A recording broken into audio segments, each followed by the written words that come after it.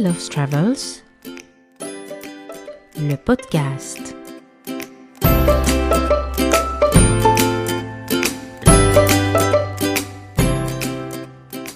Je vais vous demander de fermer les yeux. C'est fait?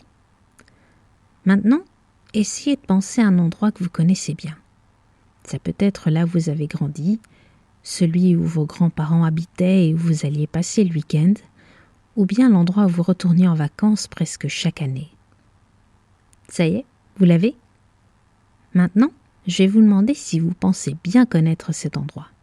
Bien sûr, vous avez en tête des lieux familiers. Mais êtes-vous déjà sorti de ces jalons? C'est ce qui m'est arrivé dans le Borinage, région de Belgique où j'ai une grande partie de mes racines familiales et où je suis allée à l'école. Normalement, il ne devrait pas avoir de secret pour moi. Et je me suis bien trompée. Pendant 2 épisodes de Mel Loves Travels, le podcast, nous allons parcourir ensemble le Borinage et pour commencer, nous allons suivre une partie du chemin emprunté par un jeune Vincent van Gogh avant qu'il ne devienne artiste.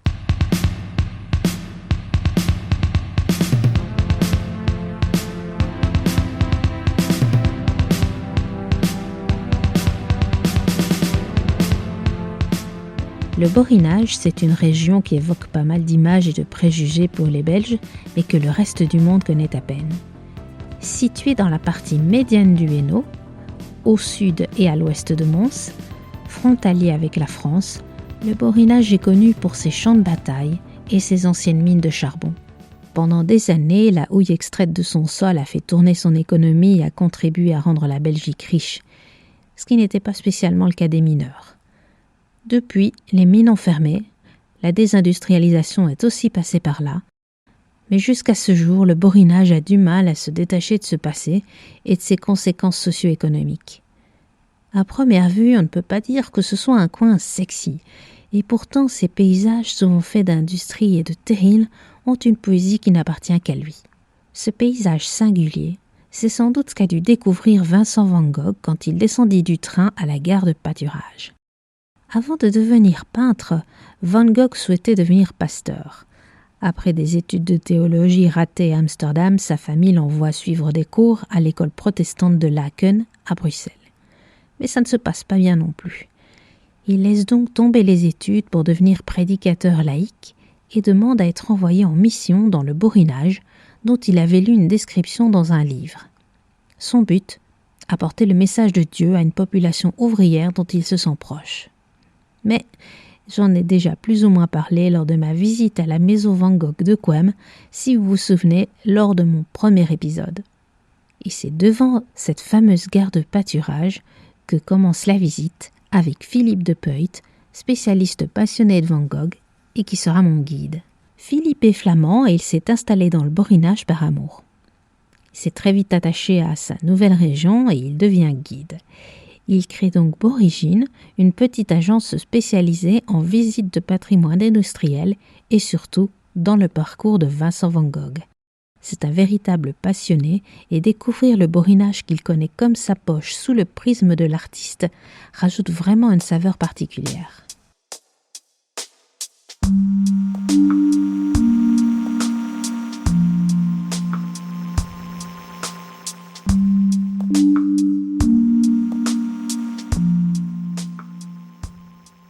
Voilà, donc ici on est à l'ancienne gare de pâturage qui est curieusement située sur Carnion.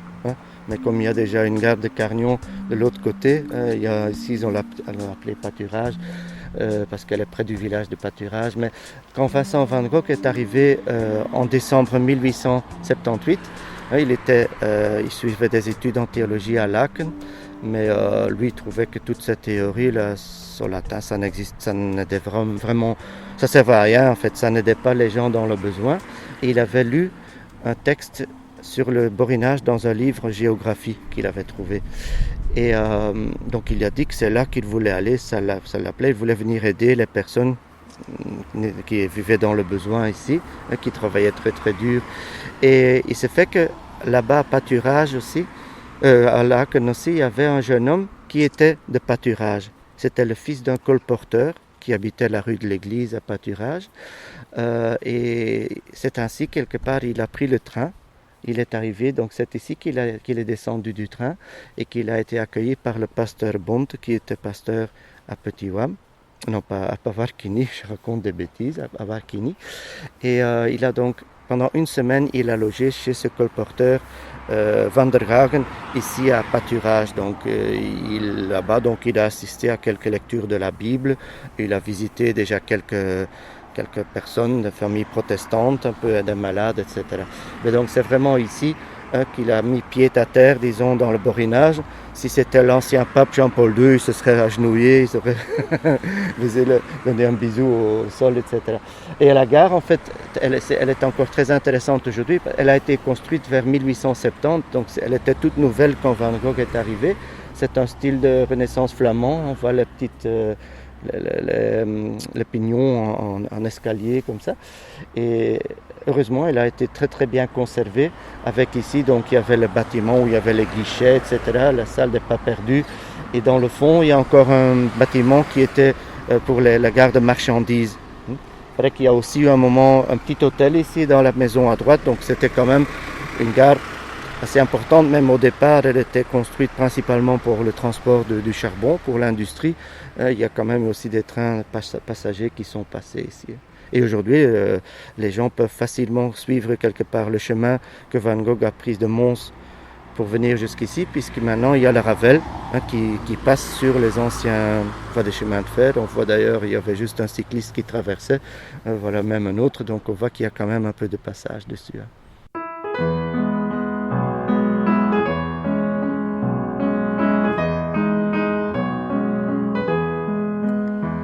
Après avoir séjourné un petit mois à Pâturage, Vincent déménage à Wam pour se rapprocher des mineurs. La première rencontre avec son souvenir est un buste qui trône place Saint-Pierre, à Wam justement. Le sculpteur qui l'a réalisé n'est pas n'importe qui.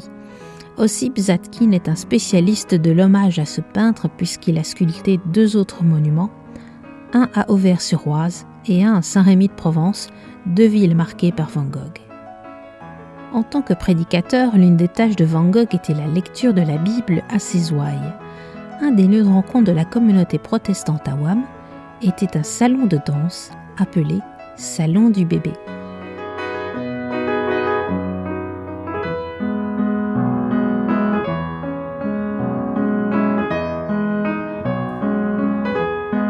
Alors ici, nous nous trouvons devant le salon du bébé. Et en fait, le salon du bébé était un salon de danse. C'était donc, aujourd'hui, ce sont 2 petites maisons, mais à l'origine, c'était un seul bâtiment, un salon de danse, que la communauté protestante de Petit Wam occupait le dimanche pour faire la lecture de la Bible. C'est-à-dire que c'est ici que Van Gogh a fait donc ses lectures, qu'il a prêché. Il est arrivé ici donc en décembre 1878 et à partir de janvier 1879, il a pu avoir un poste d'évangéliste à Petit Wam, parce qu'il faut savoir, dans le Borinage, un peu contrairement au reste de la Belgique, il y a beaucoup de protestants. Et c'est devenu historiquement, parce que déjà au XVIe siècle, il y a pas mal de huguenots français qui ont dû fuir la France parce qu'ils étaient poursuivis. Et ils sont venus s'installer juste de ce côté-ci de la frontière, notamment dans le Borinage. Et un des tout premiers temples protestants de la Belgique, c'est celui de Dour, qui se trouve tout près d'ici, un bâtiment style néoclassique. Et puis, ces communautés ont grandi un petit peu. Et aujourd'hui encore, il y a pas mal de communautés protestantes dans le Borinage. Ce sont des communautés très actives, en fait, qui ont des formations de jeunes, des activités pour les jeunes, etc. Ce sont des communautés qui tiennent vraiment très bien ensemble. Mais donc, 3 temples officiels, donc quand même, ça montre que c'est très, très actif. Mais à l'époque, donc, il n'y avait pas encore vraiment d'église, de temple à Petit Wam. Et donc, le dimanche, la communauté protestante louait ce petit local qui appartenait à la famille Saudoyer. Et donc, on pouvait regrouper ici vraiment bien entassé, maximum une centaine de personnes. Et en fait, après, donc, ce sont devenus 2 logements privés. Mais le nom Salon du bébé, ça interpelle un petit peu d'où vient ce nom. Et en fait, ce nom, ça vient d'un jeu traditionnel, une fête folklorique païenne qu'on organisait ici jusqu'en 1895. C'est-à-dire que c'était une fête qu'on appelait l'Alion, l'apostrophe Alion, qu'on célébrait chaque année, disons la période entre le carnaval et Pâques. Et c'était une fête pour accueillir, vous célébrer l'arrivée du printemps, l'enfance, la nouvelle vie, etc. Et une des activités principales de cette fête, c'était qu'on allait cacher un enfant. Souvent, c'était une petite fille de 4 ans, donc une jambotte. Les enfants, c'était les jambos, donc une jambotte, qu'on allait cacher dans le bois de Colfontaine qui commence juste là-bas au bout de la rue. Et donc, les gens devaient partir à la recherche de cette jambotte. Bon, j'imagine qu'en général, on la trouvait. Hein. Et puis, il y avait toute une cérémonie qui suivait. Donc, il y avait 4 dames, qu'on appelait les meunières, qui avaient préparé la fête, qui en fait étaient bien habillées et qui portaient une espèce de baldaquin sur lequel il y avait une statue qui représentait la lion, donc l'enfant qui avait passé l'hiver dans le bois et qui rapportait donc le printemps. Et évidemment, il y avait donc une sorte de cortège d'ici donc dans les rues.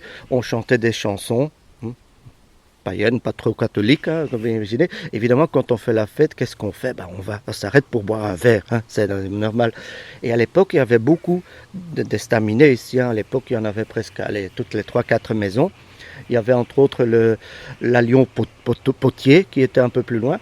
Et en fait, le dernier halte du jour, c'était ici dans ce salon de danse où l'enfant, la lion, devait danser sur la table et les gens dansaient autour, donc d'où le nom salon du bébé, donc de l'enfant. Et aussi, le dernier jour, une des apothéoses de la fête, c'est qu'on allait faire un feu de joie au bout, donc il y a une place juste à l'entrée du bois, un petit square. Donc on faisait un feu de joie. Et aussi, on cuisait un pain en forme d'un enfant qu'on découpait. Et ce pain, on l'appelait un mouamet. Donc qu'on partageait comme ça, donc voilà, ça se termine ainsi. Donc cette fête s'est finalement arrêtée en 1895 et depuis quelques années, il y a un petit groupe de personnes qui essayent de faire revivre cela.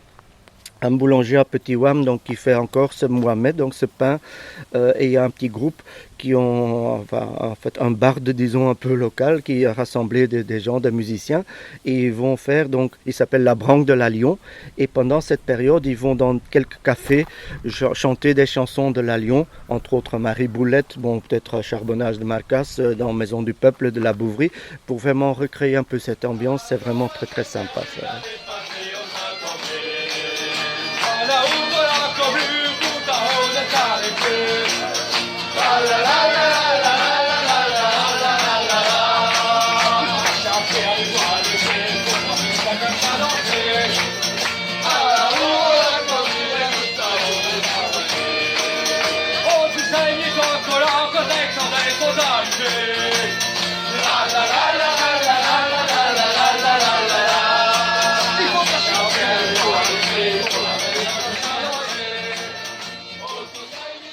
Philippe m'emmène ensuite à l'école Busio où se trouve une fresque street art représentant Van Gogh par l'artiste Morganico.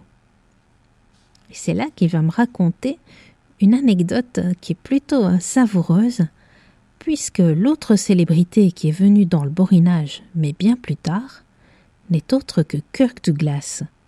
En 1955, c'est le branle-bas de combat dans le Borinage, car une équipe de réalisateurs va venir. C'est Vincente Minnelli qui débarque dans la région. La raison, c'est pour tourner un film sur la vie de Vincent Van Gogh, dans les lieux réels. Ce qui est plutôt révolutionnaire pour un film hollywoodien traditionnellement tourné en studio. Kirk Douglas investissera corps et âme durant le tournage de Lust for Life, la vie passionnée de Vincent Van Gogh. Alors, il faut que vous imaginez un peu le tintouin lorsque toute cette équipe venue de l'usine à rêve a débarqué dans une région ouvrière au beau milieu des années 50. Les habitants seront d'ailleurs mis à contribution pour jouer les figurants, et ceux qui étaient jeunes à l'époque s'en souviennent avec une lueur de fierté dans l'œil. En 2017, les élèves de 6e primaire de l'école communale vont d'ailleurs recevoir une jolie surprise. Leur institutrice avait envoyé à Kirk Douglas une bande dessinée sur la vie de Vincent, réalisée par les élèves, une BD qui leur sera retournée, dédicacée par l'acteur qui venait de fêter ses 100 ans. Alors, donc il y a eu en 1955, il y a donc eu une équipe de Goldwyn Mayer qui est venue sur place pour le tournage du film Lust for Life, La vie passionnée de Vincent van Gogh, un film de Vincente Minnelli. C'était en fait un des premiers films, ou le premier film hollywoodien qui a été tourné entièrement hors studio, parce que Minnelli, il voulait vraiment, surtout par rapport à Van Gogh, que les couleurs correspondent aux couleurs réelles. Alors, il y a donc, le début du film se passe dans le Borinage. Kirk Douglas jouait le rôle de Vincent van Gogh. Et donc, en octobre 1855, il y a donc cette équipe qui est venue pour 2 semaines. Et pour le tournage, ils avaient besoin de beaucoup de figurants. Et il y a beaucoup de gens des environs, des adultes, mais des enfants aussi, qui ont participé. Et en 2014, dans le cadre de Mons 2015, il y a eu une docu-fiction qui a été tournée justement sur le tournage du film. Ça s'appelle Hollywood au pied du terril. Et ils ont donc réussi à rassembler un certain nombre de figurants qui avaient maintenant une septantaine d'années, donc qui étaient enfants quand le film était tourné en 55. Ils avaient 10 ans, 8 ans, enfin peut-être 14 ans, etc. Et j'ai eu la chance de pouvoir assister à l'interview d'une personne, elle avait 70 ans, donc 10 ans en 1955, qui jouait le rôle d'un enfant mineur. Et un peu par hasard, il a été choisi pour jouer le rôle de l'enfant qui devait mourir dans l'accident de la mine, parce que Van Gogh, quand il était ici, il a été assisté les blessés, les brûlés à Frameries quand il y a eu un grand accident, une grande explosion, un coup de grisou au charbonnage de la grappe à Frameries. C'était le 17 avril 1879, donc Van Gogh était ici.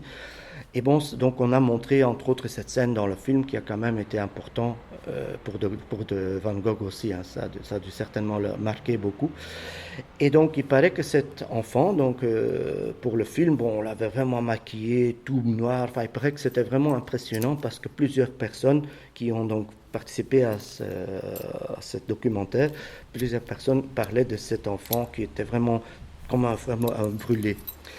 Et bon, on explique tout ça, ce monsieur, mais il dit qu'à la fin, qu'il était vraiment très fier, parce qu'à l'âge de 10 ans, il a été dans les bras de Kirk Douglas, ce que pas tout le monde peut dire, évidemment. C'était vraiment, et évidemment, il a suivi la carrière de Kirk Douglas toute sa vie, ce qui est un peu normal, c'était son voilà. Et alors, il y a aussi une scène qui a été tournée ici, dans la Maison du Peuple. C'était en fait la scène de lecture de la Bible. Donc, Van Gogh n'a pas prêché ici parce que la Maison du Peuple n'existait pas. Mais pour le film, cette salle convenait bien. Alors, donc les gens sont rentrés dans le bâtiment et le petit garçon, le jeune homme, il était là aussi. On l'a arrêté, on dit « Mais toi, tu ne peux pas rentrer parce que toi, on ne peut plus te voir, tu es mort. » Alors bon, évidemment, lui, il était un peu déçu, il était là, il traînait là devant. Et donc, comme il était dans la rue, il y avait une caravane garée juste le long de l'église, qui est presque en face de la Maison du Peuple. Et à un moment, il y avait une dame, comme il disait, une dame élégante, une jeune dame élégante qui sortait, qui dit « Et toi, viens ici. » En fait, il est allé près d'elle, il dit « Mais qu'est-ce que tu fais là ?» Il dit « Bah, écoute, je ne peux pas rentrer, je suis mort, etc. » Voilà. Et donc, elle dit « Mais rentre dans la caravane. » Et elle lui a offert une banane, une orange. Ce qui était à l'époque, en 1905, il paraît vraiment quelque chose d'incroyable aussi, puisque j'ai eu un jour une personne âgée dans une promenade qui expliquait que lui, il a mangé sa première banane lors de sa grande communion. Donc pour montrer, voilà, que c'était quand même... Mais donc voilà, c'était des petites histoires et c'est vrai que ce film, ce documentaire, il est disponible aussi sur DVD, en fait, à Hollywood au pied du terril. C'est vraiment, il y a des petites anecdotes quand même assez croustillantes, c'est vraiment très chouette. Listen, mister, every now and then somebody comes here from the outside and tries to help us. They mean well, so do you probably, but that doesn't help us at all, does it? I want to bring you the word of God. What can I do? Tell me. Oh, I don't know. Help me to understand you people, to know you. Take me into your homes where you live. We don't live here. We only come here to sleep. Down there, 2,000 feet underground. That's where we live. Can I go down? Take me.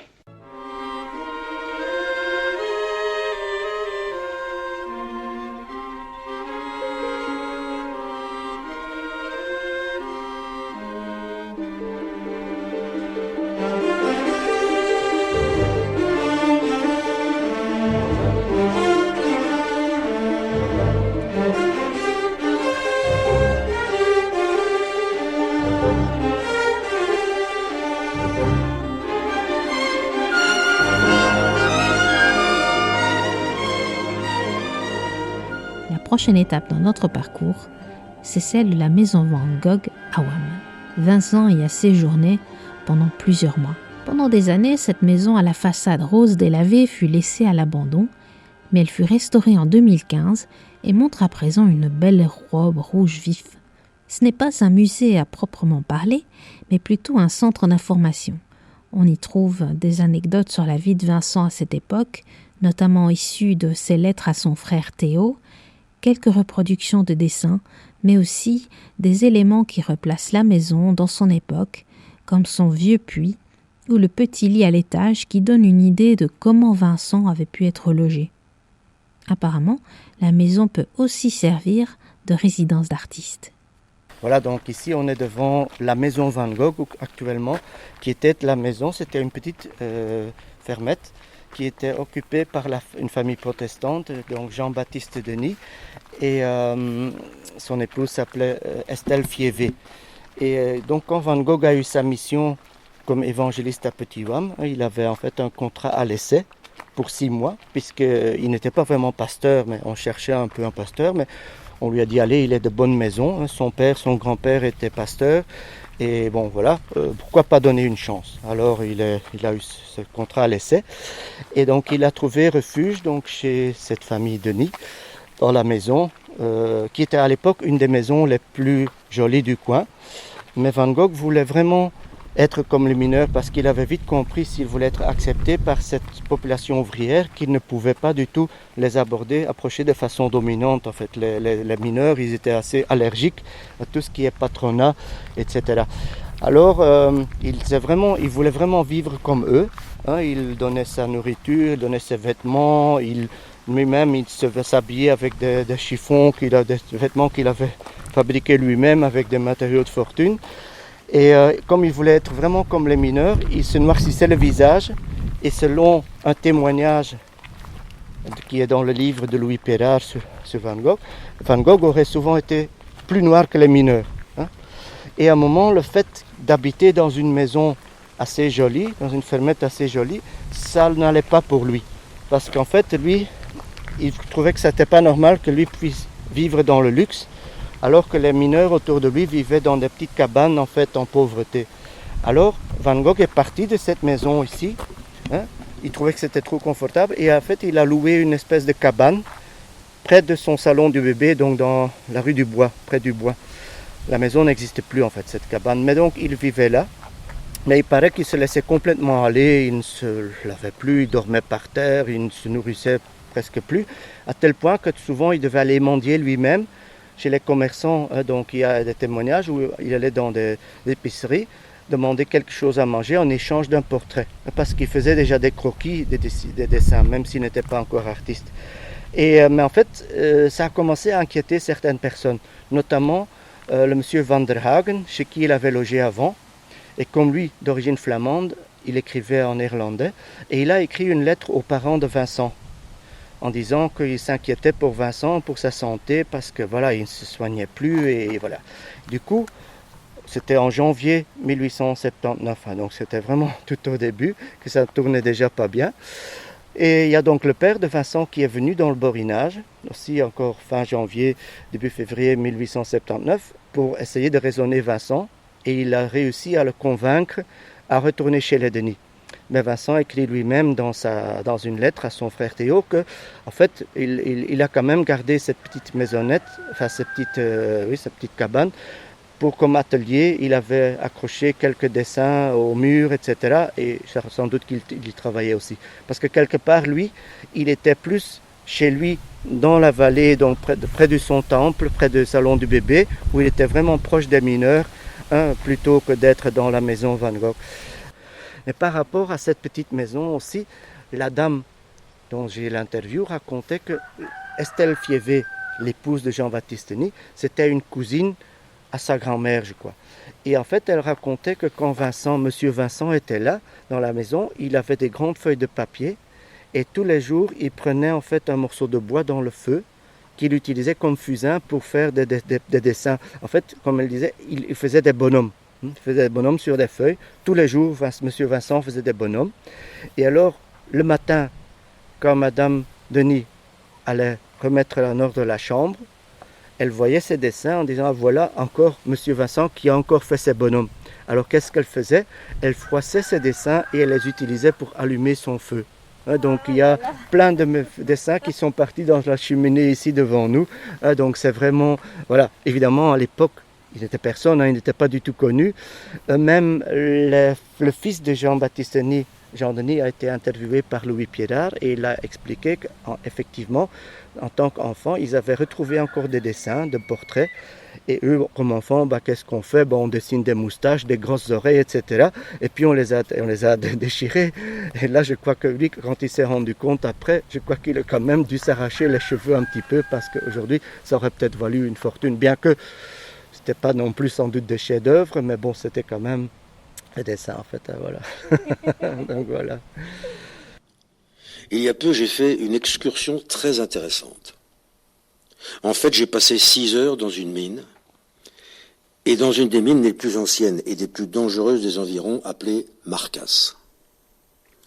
Cette mine a mauvaise réputation parce que beaucoup y meurent, soit en descendant, soit en remontant, par asphyxie ou par explosion de gaz, ou bien à cause de l'eau dans le sol ou de l'effondrement de vieilles galeries, etc., etc., etc.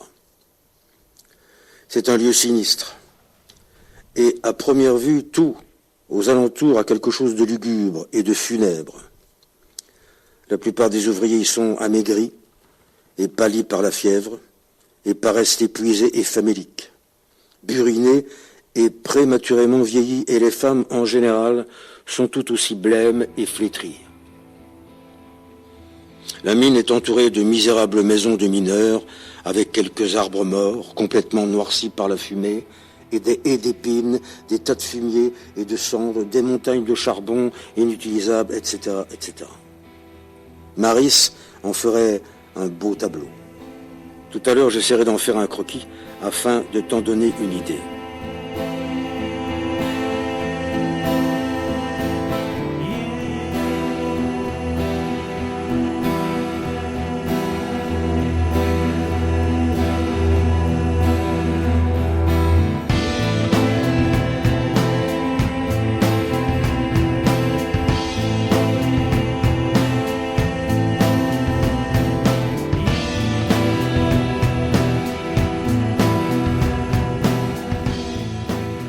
Ce charbonnage dont Vincent parle à Théo, nous allons le visiter. Il se trouve à Petit Wam et c'est un endroit extraordinaire. Marcasse, c'est à la fois un terril où la nature a repris ses droits et c'est d'ailleurs une réserve, mais ce sont aussi les ruines du charbonnage qui sont la propriété de Nadine Gravis et Ricardo Barberio. Ces deux passionnés du charbonnage ont créé l'ASB à la Marcasse et sa mémoire afin de préserver cet héritage industriel. On entre via une petite grille et la première chose que je remarque, c'est une statuette de Sainte Barbe, la patronne des mineurs. Dès le départ, on signale à quel point le métier était dangereux par une stèle à la mémoire de ceux qui ont péri dans le fond lors du dernier coup de grisou de 1953. Les ruines du charbonnage sont-elles très impressionnantes. Le bâtiment devait être superbe au temps de sa splendeur. C'est vraiment difficile de concevoir qu'on l'ait laissé se détériorer à ce point, mais ça lui donne un petit côté mystérieux et romantique. On dirait presque les ruines d'une cathédrale. Dans la cour, un cheval blanc broute, étrange contraste avec les ruines qui l'entourent.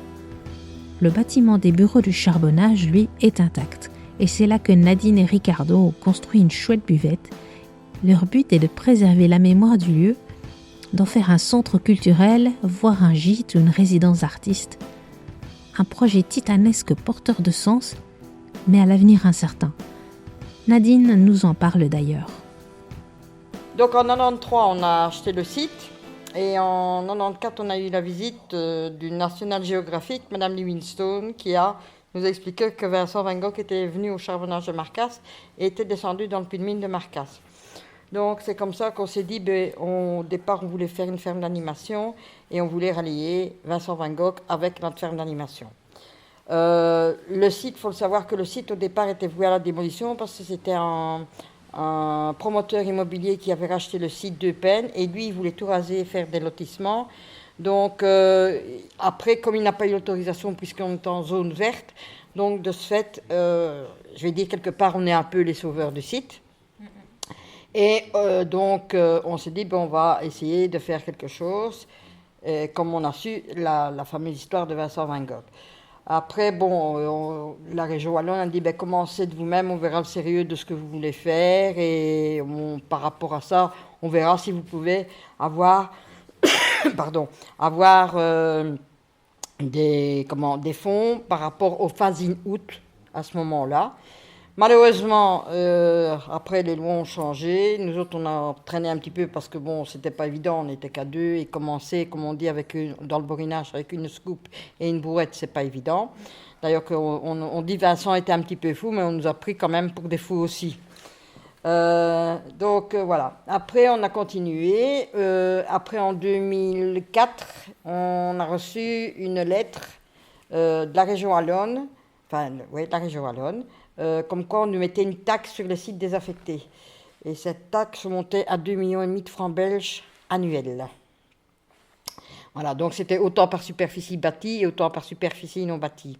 Donc on a écrit au roi, à la reine, à tous les ministres, et c'est le ministre Antoine qui a trouvé un article de loi dans le Moniteur belge, comme quoi le site était reconnu mais pas classé, donc de ce fait on échappait à cette taxe. Maintenant, c'est vrai que c'est pas évident en tant que propriétaire privé de trouver des fonds, donc il faut se battre, ça combat tous les jours. Et donc après on a rencontré Philippe, et donc on a commencé à faire des promenades, excusez-moi, des promenades Van Gogh. Et donc on s'est dit, on va développer un petit peu à la fois le projet. Donc après on s'est dit, plutôt que de faire une ferme d'animation, on va essayer de faire les promenades Van Gogh. Et en même temps, garder nos animaux, puisqu'il faut bien se souvenir que dans le temps, les chevaux se trouvaient dans le fond de la mine. Maintenant, les chevaux se trouvent à la surface. Donc on avait fait un petit élevage de chevaux. Donc les promenades Van Gogh ont continué. En 2015, on s'est dit c'était l'occasion de demander des fonds, du moins pour préserver et sauvegarder les ruines. Malheureusement, on n'a pas eu de chance, on dit, parce que M. Vasseur n'a rien voulu entendre, c'était tout pour Mons, c'est rien pour ici, se disant que c'était trop onéreux. Donc du coup, on n'a rien eu, et on a eu une architecte, Madame Carmen Azevedo, puisque avec le centre culturel, il y a eu le projet des cabanes Van Gogh sur le site de Marcasse, qui a fait partie du Grand Ouest, du Grand 8 ou du Grand Ouest, je ne sais plus, du Grand Ouest, voilà, qui a fait partie du Grand Ouest, et dont Madame Carmen Azevedo a dit que c'était un peu dommage qu'on ne nous aidait pas. Donc de ce fait-là, on a travaillé aussi avec elle, l'architecte hollandaise, qui elle a fait un mémoire sur le site de Marcasse, puisqu'elle adore le site de Marcasse, et d'autres personnes qui sont Paul Boutsen et Paul Beckman, c'est ça ? Oui. Donc voilà, donc il y a un master plan qui a été fait pour essayer de développer des projets. Mais évidemment, comme je dis, qu'en tant que propriétaire privé, c'est un combat de tous les jours, et pour avoir des fonds, c'est très difficile. Et puis, on s'est dit, on va continuer. Il y a des projets, normalement, le bâtiment qu'on est ici, c'était de faire une taverne-musée. Donc, ce qui est fait, je vais dire en partie, mais pas dans sa totalité, de faire 3 gîtes à l'étage, et alors essayer de sauvegarder les ruines de Marcasse, un peu dans le style de l'abbaye de Villers-la-Ville, pour dire de préserver et empêcher que ça ne se détériore plus. Donc on continue à faire aussi des activités sur le site qui sont néanmoins le rétromobile de Van Gogh, le Marcasse aux chandelles et bien sûr les promenades Van Gogh avec Philippe. Voilà, donc maintenant c'est beaucoup de boulot. Le site est grand, il y a plus ou moins 5 hectares, je veux dire, à l'arrière.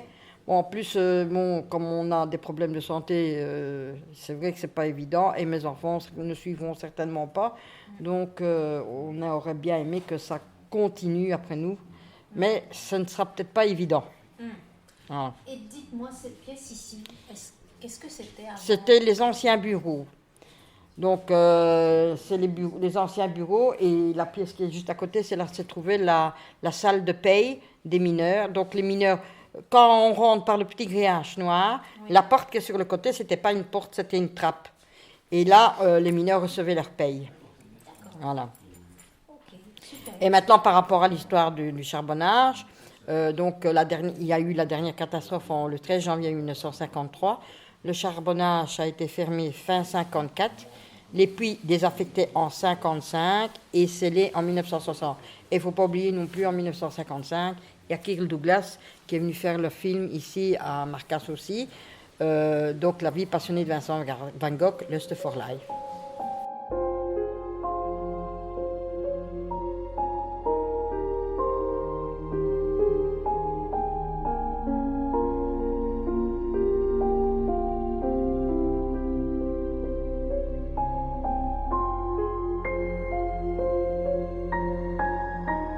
Mais il y a aussi une petite anecdote. J'ai en fait un témoignage d'une dame protestante qui a toujours vécu ici et elle a été élevée par ses grands-parents. Et ses grands-parents faisaient partie de la petite communauté protestante qui ont connu Van Gogh. Et elle expliquait que ses grands-parents disaient toujours que ses grands-parents disaient que, enfin pour eux, Monsieur Vincent, comme ils l'appelaient, Van Gogh, c'était trop difficile pour Déborah, donc Monsieur Vincent était un ange, comme un ange envoyé par le Seigneur. Parce que ça leur faisait tellement bien qu'il était vraiment proche d'eux, il soignait les malades, il allait chez eux, il essayait de les aider, il était vraiment comme un égal en fait, il ne se préoccupait pas du tout de son bien-être à lui, il se donnait à fond, comme en fait le Christ lui avait montré en fait, donc c'était vraiment ça son but, et donc ça lui faisait vraiment très bien. Mais il faut savoir que les protestants étaient quand même aussi une minorité, même toujours maintenant, c'était une minorité. Donc, à l'époque, entre les catholiques et les protestants, c'était pas le grand amour. Et puis, en fait, on voit leur pasteur, là. Que les gens, c'est le pasteur qui se promène en chiffon, le visage noirci, peut-être parfois à pieds nus, qui ne se nourrit presque plus. Il trouvait qu'il manquait peut-être une case à ce type-là. Et les gens commençaient à l'appeler El Sot del Bo, le sot du bois, le fou du bois. Et imaginez que ça a fait un peu, évidemment, les gens commençaient à se moquer de lui. Et aussi, par la suite, les protestants aussi, parce qu'on allait dire, oui, vous allez écouter ce sot-là, qu'est-ce que... Et donc, à un moment, ça a posé problème, ce qui fait qu'à la fin de sa mission, donc fin juin 1879, le contrat de Vincent n'a pas été renouvelé. En fait, il a été licencié, ce que Vincent ne comprenait pas du tout, puisque lui, il s'était donné à fond, il avait suivi l'exemple du Christ, et comme remerciement, il est remercié, donc il était un peu peut-être trop dans son histoire, en fait, un peu, trop, comment dire ça, oui, un peu trop à fond, un peu extrémiste peut-être, voilà. Et à ce moment-là, c'était le grand problème pour la famille de Van Gogh aussi, puisqu'il faut imaginer pour les parents, le père avait poussé un petit peu, sans doute pour trouver une place ici, et puis en fait leur fils qui est renvoyé, et en fait le père de Van Gogh, Theodorus Van Gogh, ne savait plus du tout quoi faire de son fils, et il avait imaginé, il avait vraiment pensé de le faire interner dans un asile psychiatrique à Hill. Donc vous imaginez, donc voilà, mais une sœur disait qu'il ferait peut-être mieux de devenir boulanger ou quelque chose comme ça, travailler avec les mains. Évidemment, Vincent, bon, ça ne l'est pas du tout. Et il a réagi contre ça, il se sentait comme un chien battu, exclu par la famille. Et donc voilà, pendant 1 an, il n'y a plus de contact entre Vincent et sa famille, au moins pas directement. Et Vincent est resté encore pendant 14 mois à Quem, où il a traversé une période vraiment de dépression. Il y a une lettre où il décrit son état d'âme. C'est une lettre qu'il a écrite 1 année plus tard à son frère Théo. Et finalement, c'est là aussi qu'il a à un moment eu le déclic pour décider de devenir artiste. Et c'est à partir de là qu'il a donc commencé à apprendre à dessiner. On est donc déjà octobre 1880. Il est mort même pas 10 ans après, en juillet 1890. Donc tout ce qu'il a réalisé après, donc d'abord apprendre et puis ces différents styles de peinture, il les a fait en moins de 10 ans, ce qui est quand même assez incroyable.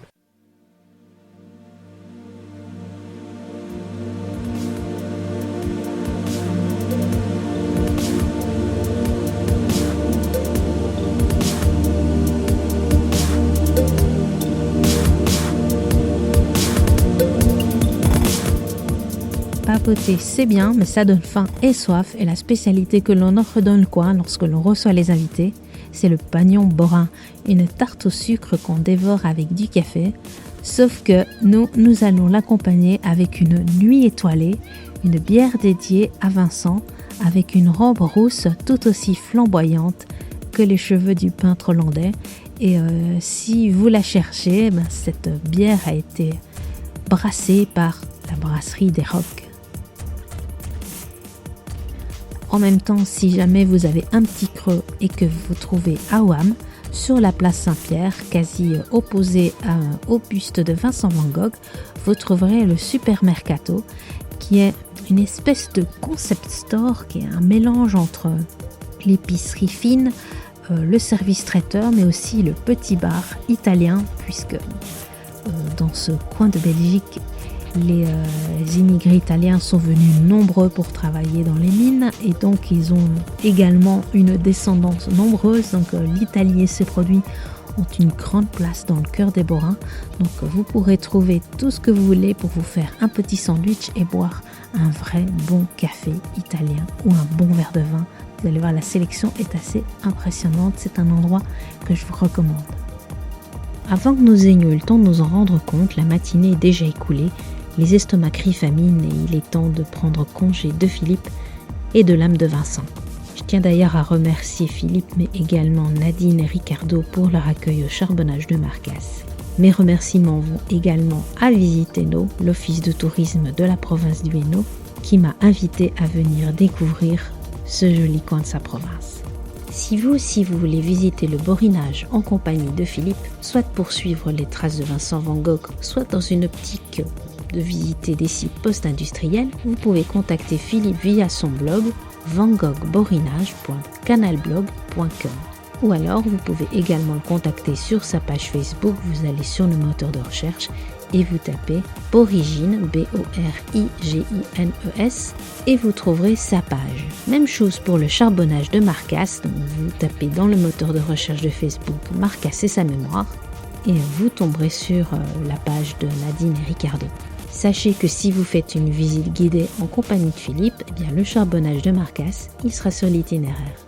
Si vous êtes un amateur de vélo, de marche à pied ou de balade à cheval, sachez qu'il existe un Ravel qui traverse tout le Borinage, donc le Ravel 98 qui part de Mons, qui va jusqu'au Honnel, et notamment le Ravel passe à côté du charbonnage de Marcasse. Pour ceux qui ne savent pas ce que sont les Ravels, c'est un réseau de voies exclusivement dédié aux mobilités lentes. Du côté de Visite Mons, qui est l'office du tourisme de la ville de Mons et de sa région, ils offrent un pass Van Gogh qui coûte 8 € et sont compris dedans le prix des visites aux deux maisons Van Gogh, donc celle de Couem et celle de Petit Ouham, mais également une entrée pour l'Artothèque où sont conservés des originaux de Vincent Van Gogh, mais également le prix d'une location de vélo pour aller découvrir tous ces sites. Sur le site de Visite Mons, vous trouverez également 2 circuits à faire à vélo. Un grand circuit de 48 km avec arrivée et départ de Mons, où vous pourrez découvrir à la totale des sites qui ont été fréquentés par Vincent Van Gogh, ou un circuit plus petit qui couvre ce que nous avons vu dans cet épisode et avec arrivée et départ à Ouham. Si vous avez aimé cet épisode, n'hésitez pas à le liker, à le partager, à m'envoyer vos commentaires et puis pourquoi pas aussi envoyer un petit like sur votre application podcast préférée, ça fait toujours plaisir. Donc, quant à nous, on se retrouve très très bientôt dans le prochain épisode, donc la suite de ces aventures dans le Borinage, où on parlera d'un château invisible, de plaisirs houblonnés, mais également on va voir que même dans le plat pays, il existe des hauts pays. À bientôt!